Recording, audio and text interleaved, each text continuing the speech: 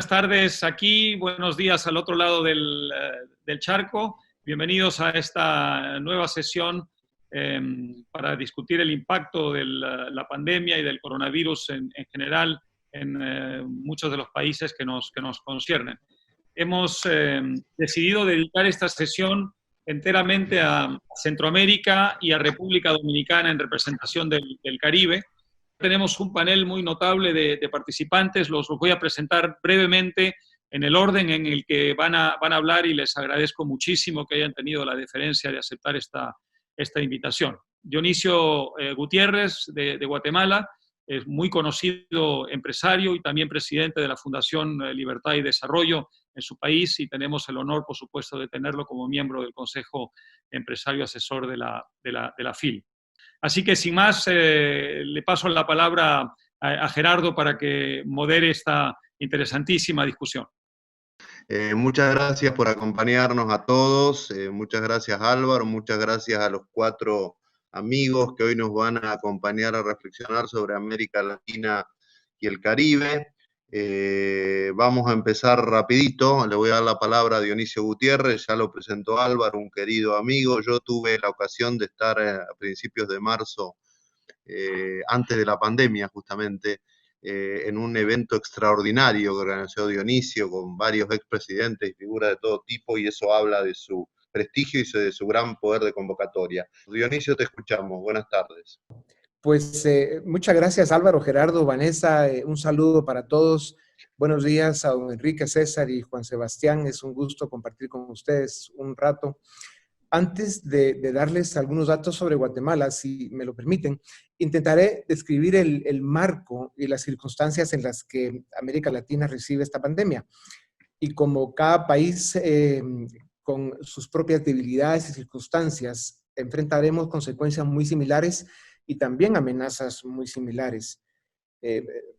Recordemos, todo empezó con un catarro en un pueblo chino. Nadie pensó que después de 4 meses ese virus tendría al mundo al borde de una depresión económica y a las puertas de una nueva guerra fría, esta vez entre Estados Unidos y China. Como recordaremos, el Imperial College de Londres y otros hicieron unas predicciones sobre el poder de contagio y la fuerza mortal del virus que espantaron al mundo entero, y la mayoría de gobiernos siguieron el modelo de Wuhan con lockdowns y economías casi paralizadas. Bueno, AMLO en México y Bolsonaro en Brasil, que sospecho que no leen periódicos y menos si son en inglés, no se han enterado que hay pandemia. El COVID-19 resultó ser muy contagioso, pero su mortalidad estará más cerca del 0.1% que del 8 o el 10 que estimaron algunos científicos a los que lamentablemente se les creyó y se les siguió. Lo que está claro es que la especie humana botamos la pelota, por decirlo de alguna manera. No estábamos preparados ni siquiera para reaccionar a un susto de esta magnitud, menos si lo que viene es una pandemia que tenga los efectos que tuvo la del 17. O sea, no teníamos un plan ni medidas, la ciencia no tiene el nivel de desarrollo para haber podido identificar mejor a este enemigo. Vamos para 6 meses después de que se supo del virus y todavía sabemos poco. O sea, más vale que con esta lección nos preparemos de verdad para enfrentar la próxima pandemia que dicen que viene y que podría tener elementos mucho más destructivos que esta. Esta crisis está exponiendo la fragilidad económica y las debilidades institucionales del mundo desarrollado. Para América Latina, las consecuencias de la pandemia pueden costar décadas de retroceso y devastación en lo económico, en lo social y, por supuesto, también en lo político. Lo grave de esta crisis es que apenas estamos en los primeros minutos del primer tiempo y a la mitad de la primera ola del contagio. Falta que termine de caer esta primera ola, de caernos encima, ¿verdad? Que está en pleno crecimiento, como ya decía Álvaro, y esto está sucediendo en todos los países de América Latina.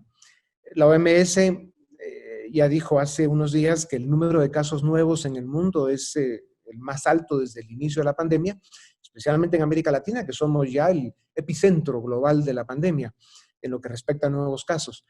y que con el paso de las semanas la velocidad de contagio se parece más entre países que han hecho cierres severos y los que no. Y ese dato hay que seguir investigándolo. Sin duda alguna ya son evidentes las desgracias en la salud y la catástrofe en las economías. Estas son las consecuencias de una pandemia, una realidad que los políticos no quieren aceptar. Algunos de ellos quieren, según ellos, salvar la salud, con hospitales que ya estaban en crisis antes de la crisis, con gobiernos que no funcionan y sin recursos ni espacio fiscal para mantener a la gente encerrada, ¿no? Como sí lo están haciendo los países del primer mundo. Encima, algunos de estos iluminados políticos creen que los encierros no destruyen la economía y no se enteran que al paso que vamos morirá más gente por hambre que por fiebre, como ha sucedido en la mayoría de las pandemias que ha sufrido la humanidad. Entre los políticos y el virus, cuando vengan la segunda y la tercera ola, veremos qué queda, porque no está claro que se tenga una estrategia ni que se haya logrado el consenso y la participación de los pueblos para enfrentar esta crisis. Los gobiernos están muy solos. Me parece que cada día está más claro que debemos desarrollar una gran dosis de humildad y los gobiernos deben confiar más en sus ciudadanos, como decía. En este momento de la crisis ya llegamos al punto en que, aunque las economías estén abiertas, el temor al contagio las limita y las golpea. Tomará tiempo recuperar la confianza, pero debe ser la gente quien lo decide. La opción realista e inteligente para los gobiernos es confiar en sus ciudadanos, respetar sus libertades, apelar a su responsabilidad y compartir las consecuencias de la fuerza destructiva de una pandemia que es más grande que nosotros. Por eso insisto en esa dosis de humildad que debemos desarrollar. Me parece que debemos tomarnos más en serio las consecuencias económicas y los riesgos políticos que vienen para América Latina. Yo tengo la impresión que el shock, el impacto de la crisis nos tiene todavía en una especie de knockout, o sea, no hemos reaccionado. Las élites intelectual y económica, que son los grupos desde donde debieran estar saliendo análisis de fondo y propuestas, están muy calladas, en estado de shock, como digo, asustadas, recogiendo los pedazos y viendo que 30 días son el nuevo largo plazo en sus vidas. Y eso debemos despertar de esa anestesia, porque el daño que está sucediendo en el mundo, en las economías, en las naciones, especialmente las nuestras, es exponencial y muy severo. O sea, estamos viviendo las consecuencias de las emociones, los miedos, los egos y los complejos de los políticos que nos gobiernan, y especialmente en muchos casos su inexperiencia y su incompetencia. Si era motivo de pánico que la política esté en manos de los políticos, ahora tienen en sus manos también la economía, la salud y el estado emocional de los pueblos. Y debemos entender que dentro de poco, con las consecuencias de esta crisis, estarán en juego nuestras democracias y los derechos y libertades de nuestras naciones. Muchos de los gobiernos de América Latina tienen poderes extraordinarios que se han agenciado a las buenas o a las malas, especialmente en los países más subdesarrollados, como los 3 del norte de Centroamérica, donde nos han convertido a los ciudadanos en una especie de privados de libertad con los que se hacen experimentos muy peligrosos. Aquí en Guatemala estamos ya en el momento de las placas pares salen un día, las impares salen otras, los domingos encerrados, después de haber estado ya un par de fines de semana encerrados, y realmente seguimos sin entender cuál debe ser la estrategia, hay mucha ambivalencia, y hay una inexactitud que es más peligrosa que el virus. Algunos países como Guatemala cerramos antes de tiempo y cuando el virus llegó de verdad nuestra economía ya estaba asfixiada. Y les doy unos datos de Guatemala ahora para entrar en lo que me pidieron que hiciera. El 70% de la población económicamente activa trabaja en la informalidad. Imagínense ese dato. El 70% de la PEA es informal. Son 5 millones en el caso de Guatemala, que somos un país de 18 millones de seres humanos que trabajan en la mañana para comer en la tarde. Estos 5 millones y representan el 20% de la producción nacional. Esos 5 millones de seres humanos no han hecho un solo día de cuarentena. En una investigación no científica, pero sí suficiente para que nos sirviera de referente, encontramos que en la costa de Guatemala la gente considera que se asfixia con el uso de esas mascarillas. la mayoría no la usa. En el resto del país, donde más o menos se usa, no hay distancia social, simplemente no existe. Además, no hay facilidades para todos los temas de higiene. En los mercados y donde mal reparten los programas de ayuda, hay aglomeraciones y son, sin duda alguna, focos de contagio. Las restricciones, encierros, toques de queda y demás imposiciones del gobierno se dan para el 30% de la población económicamente activa, que son poco más de 2 millones de guatemaltecos, que producen el 80% de la producción nacional, del que cada día queda menos. En América Latina estamos más o menos en un 50% de economía informal y las dinámicas son muy parecidas. Por eso el contagio es imparable.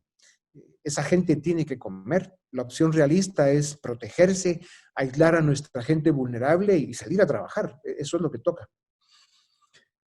En los últimos 30 años, la economía de Guatemala tuvo un crecimiento neto promedio de 1.3%. Álvaro hablaba de crecimientos de 3 y 4% en algunos momentos de Centroamérica, pero no hay que olvidar que Centroamérica es una de las regiones de América Latina donde hay más crecimiento poblacional, Guatemala la más alta. Entonces, cuando vamos al crecimiento neto de nuestras economías, en el caso de Guatemala ha sido 1.3% promedio neto en los últimos 30 años. Esto es, como digo, quitando el crecimiento de la población. Este dato es muy parecido en El Salvador y Honduras.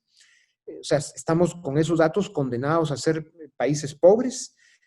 No estábamos haciendo nada lo suficientemente audaz para cambiar ese ritmo y después de esta crisis, atención.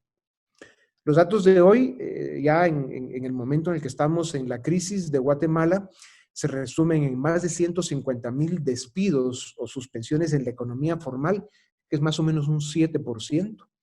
Y yo entiendo que el dato real es mayor. Este es el dato registrado por el Seguro Social y otros referentes. Somos una economía de consumo dependiente de las remesas familiares que han caído en promedio 15%. En el caso de El Salvador, hablan de que es más cerca del 40% y Honduras más cerca del 30%. El caso de Guatemala tiene una particularidad, es de que mucha de esa remesa familiar es tráfico de drogas y lavado de dinero disfrazado de remesa familiar. Entonces, es un dato que puede ser muy optimista. La recaudación tributaria solo en el mes de mayo cayó más de un 24%. Los programas de ayuda aprobados hace casi 3 meses se han logrado implementar solo en un 8%. Guatemala se está llenando de banderas blancas. Se calcula que los 5 millones de guatemaltecos en la economía informal han perdido más o menos el 50% de sus ingresos y se espera que la economía de Guatemala caiga un 4%, un número que yo sigo considerando muy optimista. O sea, que puede ser mucho peor. El poco espacio fiscal que teníamos y somos al lado de Panamá, los que mejor estamos en este tema en la región, se está cerrando muy rápido y apenas estamos en el segundo inning del juego. Faltan 7, si ahora hablamos de béisbol.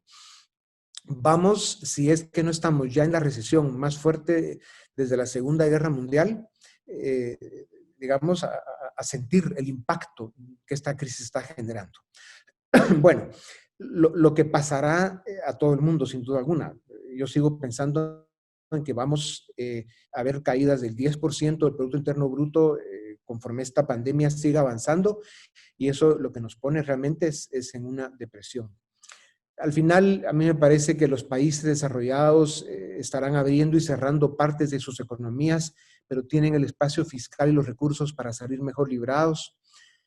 El dilema de nuestros países es que si cerramos las economías, la gente se muere de hambre, y si están abiertas, el virus se expande rápido y los hospitales ya están colapsados. De hecho, en Guatemala ya estamos viviendo una crisis en nuestros hospitales verdaderamente severa y la expansión del contagio apenas está agarrando velocidad. O sea, el drama que podemos ver en nuestro país se puede ver muy oscuro.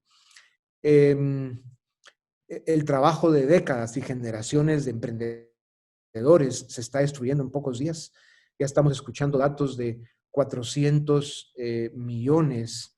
Por alguna razón se fue Sí, ahí está, ahí volvió tu imagen, Okay. Dionisio. Se te ve ido la imagen. Cuando digo estas cosas, siempre hay gente por ahí que me quiere desaparecer, pero sigo aquí presente. Estamos viendo ya datos de las agencias multilaterales que hablan de 400 millones de personas en el mundo que podrían regresar a la pobreza extrema, o sea, ganar menos de $1 al día. El 10% de esa tragedia se dará en América Latina. Si las élites de Centroamérica no se preparan con un plan, una estrategia y recursos para rescatar sus economías y defender sus democracias, podríamos estar en el inicio de un largo invierno para América Latina y especialmente para países como los centroamericanos, guardando las distancias con el caso de Costa Rica y Panamá, que están mejor equipados por muchas razones.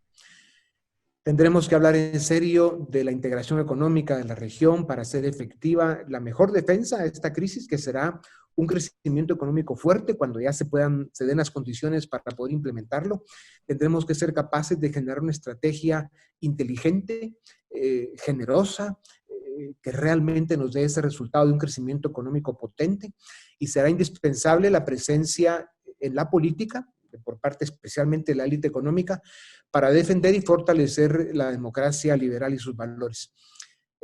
Yo al final, y para terminar, estoy convencido que cuando en el futuro se escriba la historia de esta pandemia, las naciones que la contarán con pérdidas más bajas y menos dolor serán aquellas en las que los gobiernos dejaron a sus ciudadanos en libertad para decidir, serán aquellas en las que los ciudadanos lucharon al lado de sus gobiernos para cuidar la salud y el sustento de su gente, serán aquellas en las que privó la confianza, el respeto y la solidaridad. Pero no tengo duda alguna que si no despiertan las élites y pronto, insisto, podemos ver un largo invierno en nuestros países del que nos va a costar muchísimo salir. Soy un optimista, un convencido, y como dicen, no que pesimistas y optimistas mueren igual, pero viven de forma distinta.